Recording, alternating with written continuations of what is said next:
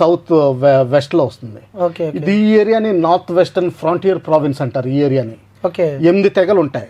వీళ్ళకి లోకల్ పంచాయతీ నడుస్తుంది, గవర్నమెంట్ చేతుల్లో కంట్రోల్లో లేదు. ఇక్కడ గవర్నమెంట్ కూడా వాళ్ళ పర్మిషన్ తీసుకుని వెళ్లాల్సి వస్తుంది, అఫీషియల్ గా అన్అఫీషియల్ గా. ఈ దురంత లైన్ ఏదైతే ఉందో, ఈ బౌండరీ కనిపిస్తుందో ఆఫ్ఘనిస్తాన్ పాకిస్తాన్ కి మధ్యలో, ఇది ఆఫ్ఘనిస్తాన్ యాక్సెప్ట్ చేయట్లేదు. బోర్డర్ ని వాళ్ళు ఇటేపు తీసుకొస్తున్నారు, వీళ్ళేమో అటేపు తీసుకెళ్తున్నారు. వాళ్ళ మధ్యన కూడా గొడవ జరుగుతుంది అక్కడ. ఆఫ్ఘనిస్తాన్ పాకిస్తాన్. దాని తర్వాత ఇంకోటి ఏంటంటే 1979లో జనరల్ జియా అని పాలకులు ఉండేవారు. ఆయన ఏం చేశారంటే ఫండమెంటలిజం తీసుకొచ్చారు. అంటే మద్రసా ఎడ్యుకేషన్, ఇస్లామే కావాలి, షరియాయే కావాలి, ఇంకా మిగతా ఎడ్యుకేషన్, మోడర్న్ ఎడ్యుకేషన్ తీసుకురాలేదు. దాంతో ఏమైందంటే వాళ్ళు ఇప్పుడు పెద్దోళ్ళు అయిపోయారు, అంటే డెసిషన్ మేకింగ్ వీటికి వచ్చారు. వాళ్ళ ఉద్దేశం ఏంటంటే ఇక్కడున్న డెమోక్రటిక్ గవర్నమెంట్ని పారదోలి పాకిస్తాన్లో, ఇరాన్లో ఉన్నట్టు, ఆఫ్ఘనిస్తాన్లో ఉన్నట్టు మౌలవీల పరిపాలనలో తీసుకొచ్చి షరియా ఇంప్లిమెంట్ చేయాలని వాళ్ళ ఉద్దేశం. సో వాళ్ళు ఏం చేస్తున్నారంటే ఇప్పుడు ప్రస్తుతానికి ఆఫ్ఘనిస్తాన్లో ఉన్న తాలిబాన్ గవర్నమెంట్ సపోర్ట్ తీసుకుని వాళ్ళు ఆఫ్ఘనిస్తాన్లో ఉంటా బోర్డర్ ఏరియాలో పాకిస్తాన్ని అటాక్ చేస్తున్నారు. వాళ్ళు ఈ బార్డర్లో నార్త్ పోర్షన్ లో వాళ్ళు చేస్తున్నారు, సౌత్ లో బెలూచిస్తాన్ వాళ్ళు చేస్తున్నారు. వాళ్ళు ఓన్లీ పాకిస్తాన్ గవర్నమెంట్ పైన. ఈ బెలూచిస్తాన్ ఏంటంటే 1948లో వాళ్ళు ఇండియాకి చేరిపోతామని వాళ్ళ నవాబు సంతకం పెట్టాడు. వాళ్ళందరూ ఇప్పుడు కూడా హిందూ మందిర్స్ ఎక్కువ ఉంటాయి అక్కడ, చాలా మంది హిందువులు ఉంటారు. ఆయన ఇండియాలో చేరతానని సంతకం పెట్టాడు. సంతకం పెడితే ఆ రోజుని మనం నెహ్రూ గారు దానికి ఒప్పుకోలేదు, ఎందుకంటే మనకి కంటిన్యూస్ బోర్డర్ లేదు, అందుకని నువ్వు పాకిస్తాన్ తోటి ఉండని చెప్పారు అప్పుడు. కానీ వాళ్ళకి ఇష్టం లేదు, వాళ్ళకి రోడ్ నెట్వర్క్ లేదు, అండర్ డెవలప్మెంట్ ఉంది, వాళ్ళ మినరల్ రిసోర్సెస్ ఎక్కువ ఉన్నాయి. కానీ చైనాకి అమ్మేశారు. ఇక్కడ నుంచి చైనా ఓ రోడ్డు తీసింది ఈ ఏరియా నుంచి లాగా. అది చైనా పాకిస్తాన్ ఎకనామిక్ కారిడార్ అంటారు. $200 బిలియన్ దాదాపు చైనా ఖర్చు పెట్టింది ఆ రోడ్డు. దాని తర్వాత దానికి ఉన్న హైడ్రో ఎలక్ట్రిక్ ప్రాజెక్ట్స్, తర్వాత ఇంకో రైల్వే లైన్ కూడా రావాలి. ఇందులో ఏంటంటే ఈ ఏరియా కనిపిస్తుంది కదా గ్రీన్, దాంట్లో షక్షగం వ్యాలీ అంటారు. వ్యాలీ ఇది పాకిస్తాన్ ఏం చేసిందంటే చైనాకి గిఫ్ట్ ఇచ్చేసింది 1963లో. 62లో మనం ఓడిపోయినప్పుడు చైనాకి గిఫ్ట్ ఇచ్చేసింది. తర్వాత ఏంటంటే ఈ ఏరియా నుంచి రోడ్డు వచ్చింది. ఇప్పుడు ముజఫరాబాద్ వెనకాల 20 కిలోమీటర్ల దూరంలో ఈ రోడ్డు ఇలాగ వస్తుంది. ఇక్కడికి వెళ్ళి గ్వాదర్ అన్న పోర్ట్, డీప్ సీ పోర్ట్, ఇది ఇరాన్కి బౌండరీకి దగ్గరలో ఉంటుంది, బలూచిస్తాన్లో ఉంది. అది చైనాకి పర్మనెంట్గా ఇచ్చేసారు, నువ్వే డెవలప్ చేసుకుని నువ్వే ఉంచుకో. అది కూడా గిఫ్ట్. చైనాకి ఏంటి అడ్వాంటేజ్? ఇప్పుడు చైనా నుంచి చుట్టూరు Philippines, Vietnam, Cambodia, Indonesia, Singapore, Malaysia, వీటన్నిటిని చుట్టూరు, అండమాన్ నికోబార్, శ్రీలంక, ఇవన్నీ చుట్టూ రాకుండా ఇక్కడి నుంచి డైరెక్ట్గా ట్రైన్ వచ్చేస్తుంది. దీన్ని one road one belt scheme అంటారు. ఇటువంటి 6 స్కీములు ప్లాన్లో ఉన్నాయి వాళ్ళకి ప్రజెంట్. అందులో ఒక స్కీమ్ పాకిస్తాన్ది. స్టార్టింగ్ ఇంప్లిమెంట్ పాకిస్తాన్ చేశారు. బలూచిస్తాన్ వాళ్ళకి ఇష్టం లేదు, ఎందుకంటే ఇదంతా చైనాకి అమ్ముడిపోయింది. అందుకని చెప్పి వాళ్ళు ఇండిపెండెంట్ దేశం కావాలంటున్నారు.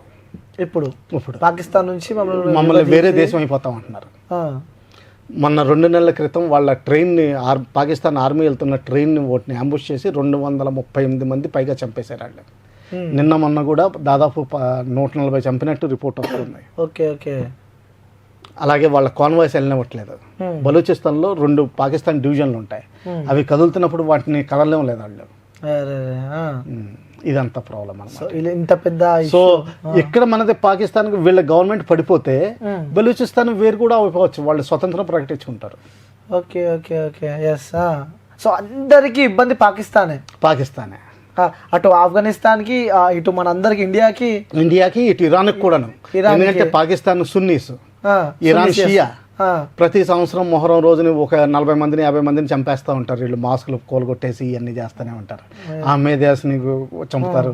మిగతా ఈ సెక్ట్లు ఏమున్నాయితే ఉన్నాయో ముస్లిమ్స్లో కూడా వాళ్ళని కూడా చంపడం మొదలు పెడతారు. అలాగే మైనారిటీస్ అంతకుముందు దాదాపు 20% ఉండేవారు, హిందువులు, క్రిస్టియన్స్, వీళ్ళందరూ కదా. అది ఇప్పుడు లెస్ దాన్ 4%, 5% అయిపోయింది. సో సార్, ఇప్పుడు ఒకవేళ ఈ యుద్ధం గురించి మనం మాట్లాడుతున్నాం కాబట్టి, సో ఇక్కడ ఈ వే నుంచి వెళ్ళే అవకాశాలు ఏమైనా ఉంటాయా? లైక్ నావికి సంబంధించి కూడా వాళ్ళతో యుద్ధం చేసే అవకాశాలు ఉంటాయి. ఇప్పుడు మనం ఆ బుడ్డో నుంచి వెళ్ళి కూడా అక్కడ చేసే ఏమన్నా ఉందండి. ఇప్పుడు ఆల్రెడీ వెస్టర్న్ ఫ్లీట్ ఏంటంటే వెస్టర్న్ ఫ్లీట్ అంటాం మేము, ఈ ముంబైలో ఉంటుంది. ముంబై కార్వార్, ఆ కార్వార్ నుంచి బయలుదేరి ఇక్కడ సముద్రంలో ఉంది ఇప్పుడు ప్రస్తుతానికి. ఓకే. ఒక ఫ్లీట్ అంటే దాదాపు బోల్డ్ 100 షిప్స్ వెళ్తాయండి. 100 షిప్స్. అందులో ఎయిర్ క్రాఫ్ట్ క్యారియర్ ఉంటుంది, అంటే ఫ్లోటింగ్ ఎయిర్ ఫీల్డ్ వెళ్ళిపోతుంది సముద్రంలో. అంటే ఒక భూభాగం చిన్న దీవి క్రియేట్ అయిపోతుంది. దానికి సపోర్టివ్ ఎలిమెంట్స్ ఇవన్నీ ఉంటాయన్నమాట.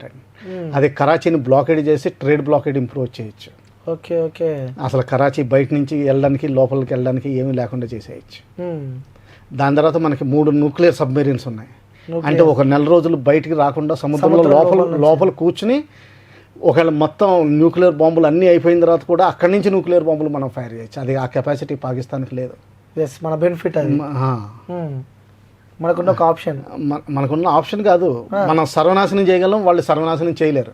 ఓకే. ఎస్ ఎస్, టోటల్ ఎంటైర్ని మనం సర్వనాశనం చేసేయగలం, వాళ్ళు చేసే క్షమత లేదు. ఓకే సార్, బట్ ఎందుకు మన ఇండియన్ గవర్నమెంట్ ఆలోచిస్తుంది అనుకో సార్ అలాంటివి చేస్తే? ఎందుకంటే మనం చూస్తూ ఉన్నాం ఇలా పాకిస్తాన్ ఇండియాపై దాడికి, సో అన్యం పుణ్యం తెలియని అమాయకులు 26 మంది చనిపోవడం, సో ఇవన్నీ చూస్తూ ఉంటే లైక్ అంటే వాళ్ళకి మన మీద ఇంకా ఎందుకు అంత?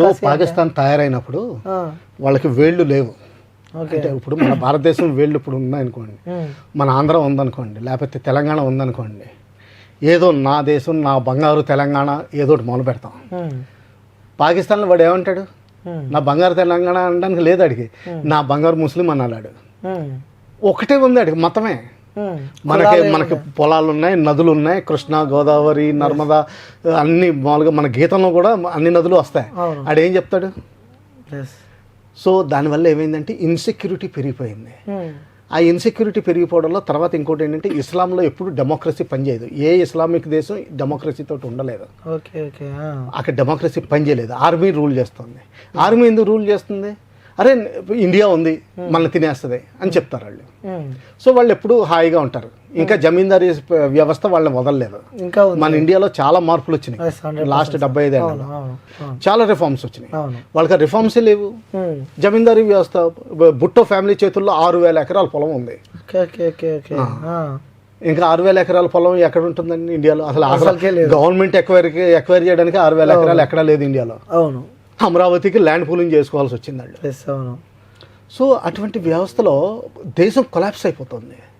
డబ్బులున్న వాళ్ళందరూ ఆర్మీ జనరల్స్, పొలిటీషియన్స్ అందరూ లండన్లో ఇల్లు కట్టుకోవడం, దుబాయ్లో ఇల్లు కట్టుకోవడం, సగం టైం ఫ్యామిలీ అక్కడ ఉండడం, మొత్తం డబ్బులన్నీ అక్కడ పట్టుకెళ్ళిపోవడం, విలాసవంతమైన జీవితాలు. మిగతా కామన్ మ్యాన్కి తినడానికి తిండి ఉండదు. ఆ బ్రేక్అవుట్ పరిస్థితిలోకి వచ్చేసింది, అంటే విడిపోయే పరిస్థితులకు వచ్చేసింది ఇప్పుడు. అందుకని చెప్పి ఇప్పుడు ఏమంటాడు పాకిస్తాన్ ఆర్మీ చీఫ్?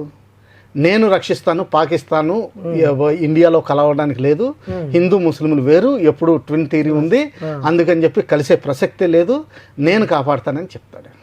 ఆయనకున్న ధైర్యం ఏంటి? నాకు వెనకాల చైనా ఉంది, నా దగ్గర న్యూక్లియర్ బాంబులు ఉన్నాయి, నా దగ్గర టెర్రరిస్టులు ఉన్నాయి. అదొకటి అనుకోవచ్చు సార్, న్యూక్లియర్ బాంబులు వాళ్ళ దగ్గర ఎక్కువ ఉన్నాయి, మన దగ్గర అంతా ఎక్కువ ఉన్నాయి, తక్కువ ఉన్నాయి, ఏం తేడా చేయదండి. న్యూక్లియర్ బాంబు ఎటువంటిది అంటే ఎక్కువ తక్కువ ఏం తేడా చేయదు. అది ఒకసారి వాడితే చాలు, కథం స్మాష్.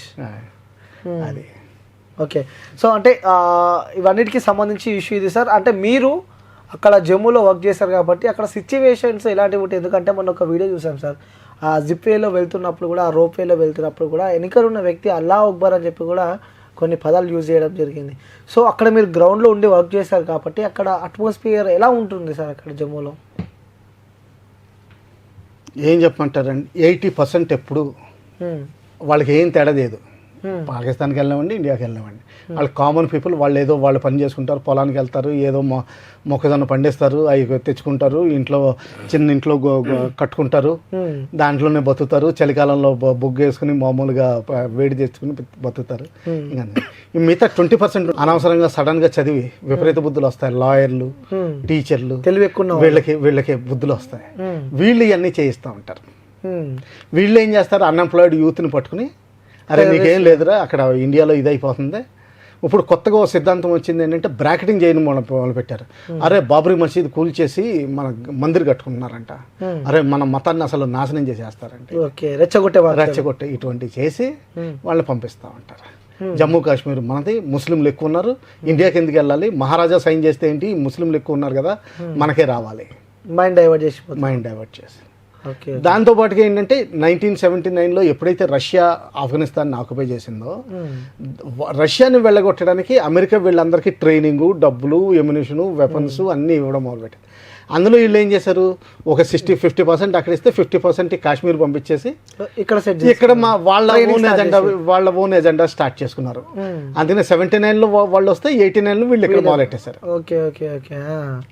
అది ఇప్పుడు వరకు నడుస్తా దిగుతా ఒక రోజుని 4,000 మంది 5,000 మంది టెర్రరిస్టులు ఉండేవారు కాశ్మీర్లో. వాళ్ళు ఇప్పుడు 120, 105, 110కి వచ్చేసారు. దాదాపు శాంతి వచ్చేసింది. ఇప్పుడు లోకల్స్ అంటారా, వాడికి ఏముంది, వాడికి డబ్బులు కావాలి, ఆ గుర్రం తీసుకెళ్తే వాడికి డబ్బులు వస్తాయి.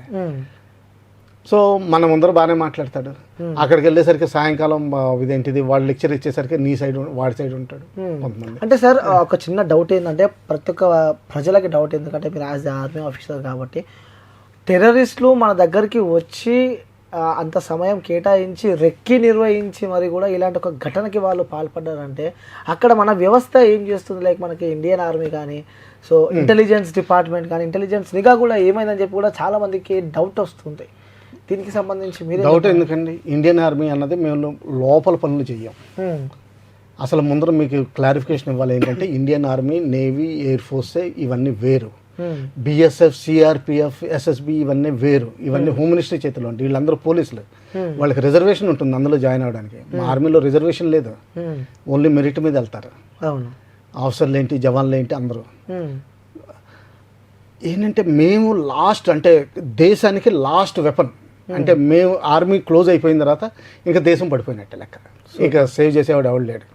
మెయిన్ లాస్ట్ వెపన్ రిసార్ట్ అంటాం. ఇప్పుడు ఏముందంటే ఆర్మీ అక్కడ బోల్డంత మంది అంటూ ఉంటారు 1 మిలియన్ ఆర్మీ. అసలు 1 మిలియన్ ఆర్మీ ఇండియాలో లేనే లేదు. ఏదో ఒకటి చెప్పేస్తే ఇప్పుడు అయిపోదు. తర్వాత ఏంటంటే లోకల్ సపోర్ట్ ఉంటే ఏదైనా చేయొచ్చు. టెర్రరిస్టులకి లోకల్ సపోర్ట్ లేకపోతే ఏది చేయలేరు. ఇప్పుడు నక్సలిజానికి లోకల్ విలేజెస్లో సపోర్ట్ లేకపోతే నక్సల్స్ ఏం చేయగలుగుతారు? ఎన్ని రోజులు బతుకుతాడు అరణ్యంలో కందమూలాలు తిని? సో సపోర్ట్ ఉండబట్టి వాడికి ఒక కాజ్ దొరుకుతుంది. అరే నీకు డెవలప్మెంట్ అవ్వలేదు, నీకు ఎడ్యుకేషన్ లేదు, అక్కడ హైదరాబాద్లో హాయిగా ఇదేంటి పిజ్జాలు తింటున్నారు, ఇది తింటున్నారు, అక్కడ కాఫీ 30 రూపాయలు అంటే ఇక్కడ మనకి టీ 5 రూపాయలేనంట. ఇదని ఏదో డిఫరెన్స్ తీసుకొస్తాడు. వాళ్ళేమో ఇంట్లో కూర్చుని ఆడవాళ్ళు కూడా టీవీ చూస్తూ ఉంటారు, మనకి అసలు కరెంటే లేదంటాడు. స్మైల్ డైవర్ట్ చేస్తూ ఉంటారు. ఇప్పుడు టెర్రరిస్టులు అంటారా, ఏముంది, ఇప్పుడు పాకిస్తాన్లో పాపులేషన్ ఎక్కువ. ఇప్పుడు ఎందుకు పనికిరాని పల్లెటూరుని తీసుకొచ్చి నీకు గన్ ఇస్తాను, నువ్వు అక్కడికి వెళ్ళి నువ్వు ఇదేంటిది ఎవరిని చంపాలనుకుంటే వాళ్ళని చంపు, ఎవరికి నీకు డబ్బులు కావాలంటే అది నీకు డబ్బులు ఇస్తాడు, ఏ ఇంట్లో కావాలంటే ఆ ఇంట్లో ఉండు, నువ్వు ఇంట్లో ఉన్న ప్రివిలేజెస్ అన్నీ తీసుకో, హ్యాపీ అనుకుంటాడు. దాంతోపాటు రిలీజన్ ఎక్కించు, ఫండమెంటలిజం ఇవన్నీ కూడా. మన ఇస్లామే చేయాలి, ఇస్లామే కావాలి, గజ్వా హిందూ, తర్వాత మనం మొఘల్స్ పరిపాలించాం, ఎన్నిసార్లు మన ఇండియాని కంట్రోల్లోకి తీసుకున్నాం, లాస్ట్ 1400 ఏళ్ళు మనమే పరిపాలిస్తున్నాం, ఇవన్నీ చెప్తే వాడు అంతే. అందువల్ల అలా చేస్తాం. ఓకే సార్, మీ ఎక్స్పీరియన్స్ సార్ మా వ్యూవర్స్ కోసం, మీరు ఎక్స్పీరియన్స్ లైక్ మీరు అక్కడ ఉన్నప్పుడు మీరు లైక్ ఏం ఎక్స్పీరియన్స్ చేశారు సార్? అంటే మీ హిస్టరీ చాలా పెద్దదని చెప్పి నేను విన్నా. సో అక్కడ ఎలా ఉండేది సార్? మీరు చేసిన పోరాటాల గురించి, మీరు చేసిన దాని గురించి చెప్పాలంటే ఏం చెప్తారు? అందరూ వచ్చి చూడాలండి, అది చెప్తే కుదరదు. అంటే మీరు పర్సనల్గా మీరు ఎక్స్పీరియన్స్ అక్కడ వాళ్ళతో కానీ బార్డర్లో వర్క్ చేశారని చెప్పి నేను విన్నాను. మీరు ఆ బార్డర్లో వర్క్ చేసిన ఎక్స్పీరియన్స్ వాళ్ళతో కానీ ఎప్పుడైనా ఈ గన్ ఫైరింగ్ కానీ ఇలాంటివి ఎప్పుడైనా మీ లైఫ్లో? ఒకసారి ఒకటి చెప్తాను. కాశ్మీర్ అందరూ చెడ్డోళ్ళు ఏం కాదు, అందులో ఎంత మంచి వాళ్ళు ఉంటారంటే, ఒకసారి ఒక ఇంట్లోకి వెళ్ళి సాయంకాలం 2 టెర్రరిస్టులు దూరి అన్నం అడిగారు. ఓకే. ఆవిడ ఏం చేసిందంటే, ఇంట్లో ముసలావిడే, కొడుకు కూడా ఇంట్లో లేడు ఆ టైంలో, బయటకు వచ్చి గుండం పెడితే సౌండ్ వస్తుందని చెప్పి ఆ పైజమా నాడా తీసేసి అక్కడ కట్టేసి, వెంటనే ఒక ఆర్మీ వాళ్ళు మా వాళ్ళు కొంతమంది తిరుగుతూ ఉంటారు సాయంకాలం అంటే, అక్కడికి వచ్చి చెప్పింది ఇక్కడ 2 ఉన్నారని. వెంటనే వాళ్ళని సరౌండ్ చేసి ఫైనల్గా వాళ్ళని లొంగమంటే లొంగపోవడం, ఫైనల్గా ఆ ఇల్లు కూల్ కొట్టాల్సి వచ్చిన అవసరం వచ్చింది. చిన్నది పాక, అంటే పెద్ద ఇల్లేం కాదు. సో తర్వాత ఎప్పుడు అడిగాం, ఎందుకు నువ్వు చెప్పాల్సి వచ్చింది? మేమేం అడగలేదు, నువ్వెందుకు చెప్పా? ఆవిడ ఏమందంటే, నా దేశానికి వచ్చి నా ఇంటికి వచ్చి నా ఇంట్లో చిచ్చు పెట్టాలని చూస్తే నేను సహించను. Super sir. ఎస్. అటువంటి మనుషులు కూడా ఉన్నారు. Hats off to them. Super sir. మీపై ఏమన్నా అటాక్స్ కానీ ఇలాంటివి ఏమన్నా జరిగినాయి. అవన్నీ ఇంకంటే పర్సనల్గా మాట్లాడుకోవడం తప్పితే కానీ, ఎందుకంటే అవన్నీ ఏ ఆపరేషన్ అన్నది ఎక్కడ అన్నది ఇవన్నీ కూడా ఇంకా క్లాసిఫైడ్గానే ఉంటాయి. యాజ్ పర్ రూల్స్ చెప్పలేము. ఓకే. సో అంటే నా టైంలో కొంతమంది ఒక మేజర్కి అశోక్ చక్ర రికమెండ్ చేశాను. అంటే after Bharat Ratna next highest award. అది అటువంటిది కూడా రికమెండ్ చేశాను. అంత వీరోచితంగా పోట్లాడాడు. 6 చంపాడు ఒకే రోజు రాత్రి. 6 అది ఎల్ఈటి వాళ్ళని. సో అవన్నీ జరుగుతూనే ఉంటాయి. చాలామంది పోవడం, కాళ్ళు మైన్స్లో బ్లాస్ట్లో కాళ్ళు పోవడం జరిగింది. అవన్నీ వచ్చి చూస్తేనే కానీ ఐడియా రాదు. అందుకనే ఎన్సీసీ జాయిన్ అయ్యమని చెప్తాను అందరినీ. Super sir. సో చివరిగా సార్, చూసే ప్రజలకి ఒక ధైర్యాన్ని నింపాలి అంటే సో ఏం చెప్తారు సార్ వాళ్ళకి మీ తరపు నుంచి?